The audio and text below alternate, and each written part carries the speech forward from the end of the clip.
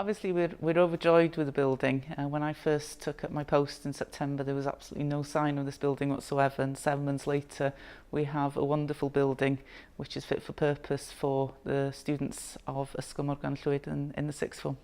It's been very much business as usual, and we've actually benefited from the building work as some of our GCSE students have been able to come over and see the business of construction in day-to-day life. It was very important to us that our pupils played a part in the design of the building. After all, this is a building for them.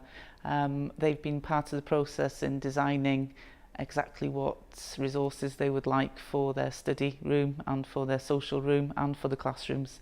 And they're overjoyed with the building and can't wait to start making use of it after their exams have finished.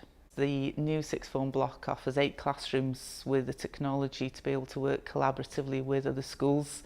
It also offers a student social area, and it also offers a student study area, which the students have been key in planning the resources which they have in there, which will allow them to work independently or work collaboratively using the technology, whether that's bringing their own devices into school or making use of the devices which we have on offer for them.